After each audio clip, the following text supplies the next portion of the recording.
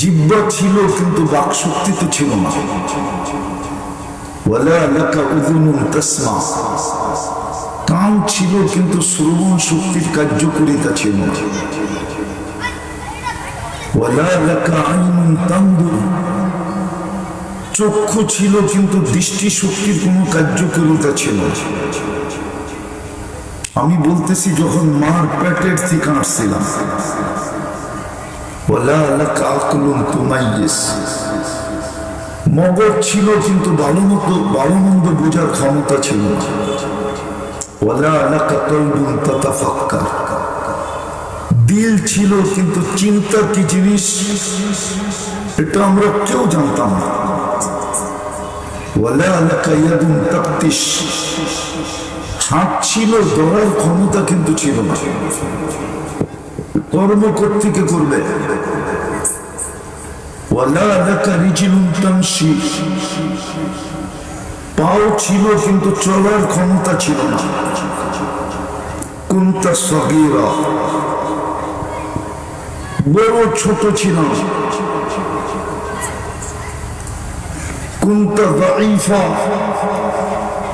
বড় দুর্বল ছিল।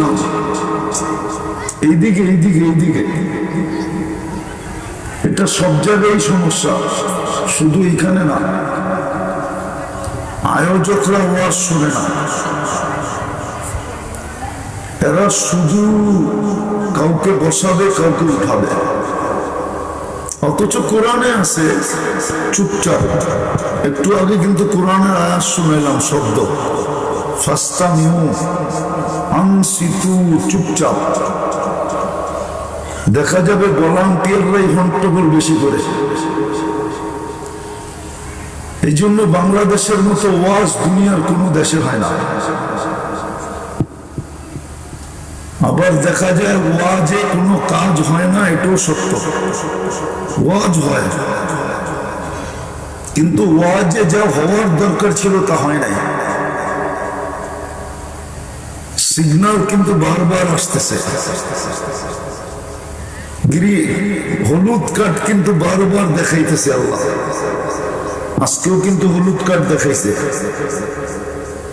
গ্রিন কার্ড দিয়ে আমাদেরকে মাঠে নামাইছে। কিন্তু এখন ডেলি আজকেও হলুদ কার্ড দেখাইছে। মনে হয় হলুদ কার্ড বোঝেন নাই কি? আজকেও কিন্তু ভূমিকম্প হয়েছে। গত বৃহস্পতিবারও হয়েছে, আজ বৃহস্পতিবারও হয়েছে, কিন্তু মসজিদে মুসল্লি একজনও বাড়ে নাই।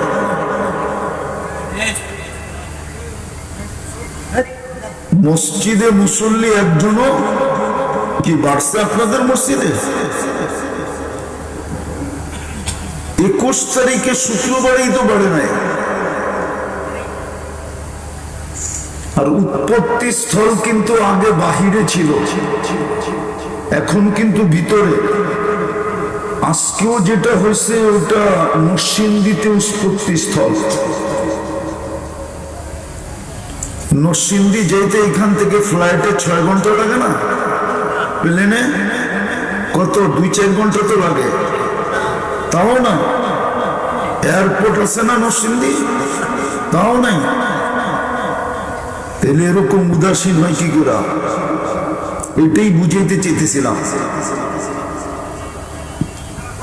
একটু বুঝাইতে চাইতেছি অল্প সময়ের ভিতরে, যদি বুঝ আসে। নাইলে কিন্তু পস্তাবো, এমন পস্তাবো। ওই কথাই সত্য হবে যে 24 ঘন্টা তো আজকে মাফ করার জন্য আল্লাহ ডাকে। কে ডাকে? কালকে আমি 24 ঘন্টা মাফ চাইতে থাকবো। আজকে আল্লাহ ডাকতেছে 24 ঘন্টা মাফ করার জন্য। ওলামা এখানে বহুত আছে, চেহারা দেখতেছি, আমার সাথে একমত হবে। সারাদিন আল্লাহ ডাকে, ইয়াবসুতু ইয়াদাহু নাহারান, সারাদিন হাত প্রসারিত করে রাখে।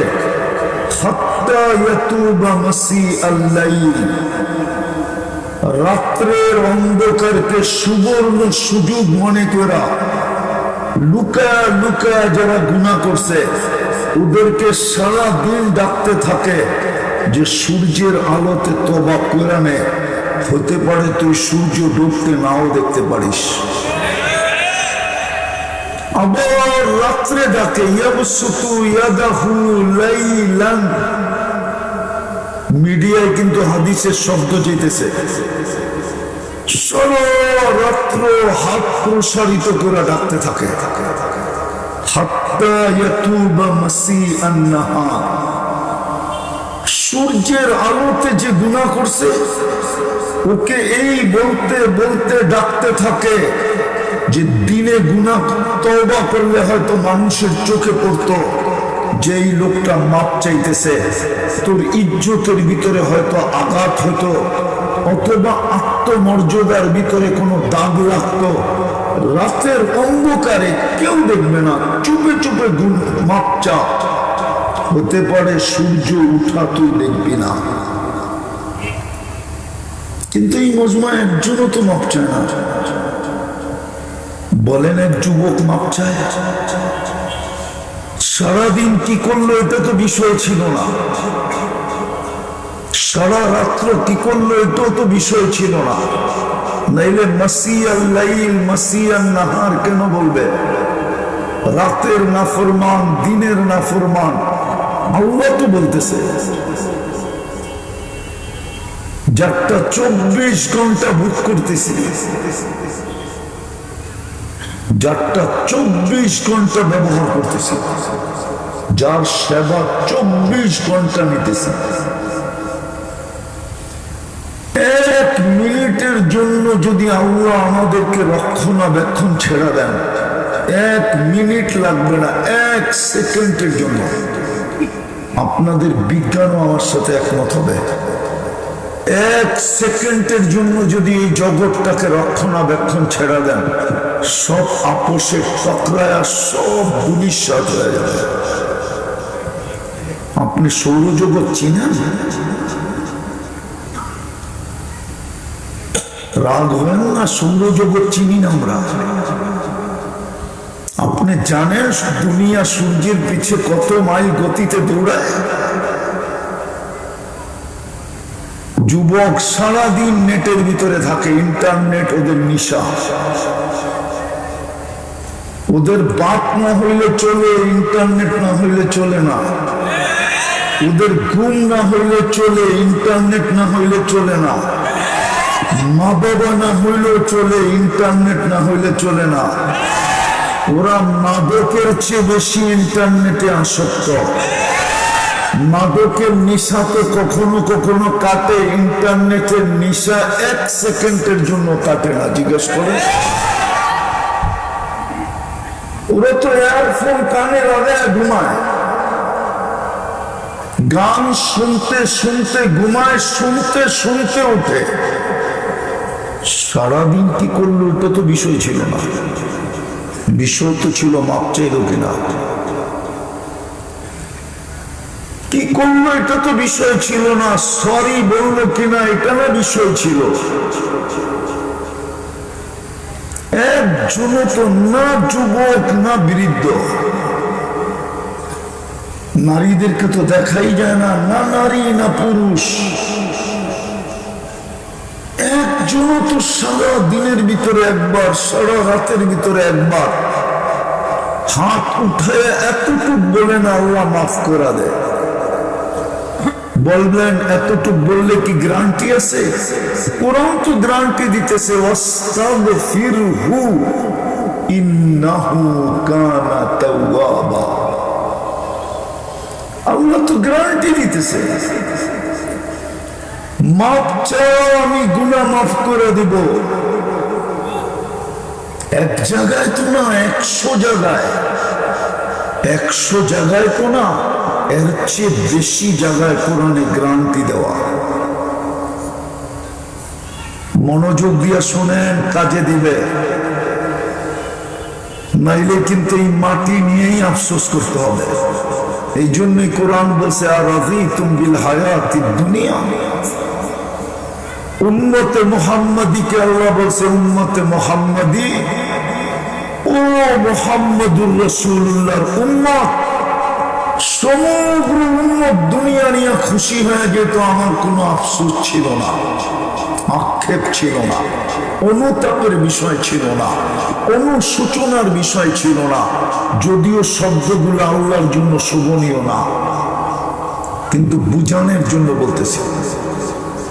তোরাই দুনিয়া নিয়ে কি করে রাজি হলি, খুশি হয়ে গেলি কি করে?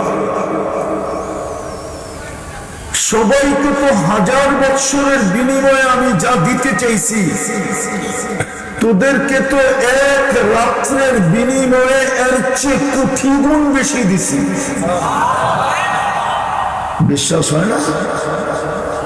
দেখামো, এক রাত্রই তো 83 বছর। যদি খায়ের বাদ দিই, খায়ের, কোরআনে খায়ের সহ আছে, খাইরুন মিন আলফি শাহর। আমি শুধু আলফে শাহরের তর্জমা করছি। 83 বছর 4 মাস খায়ের বাদ দিয়া।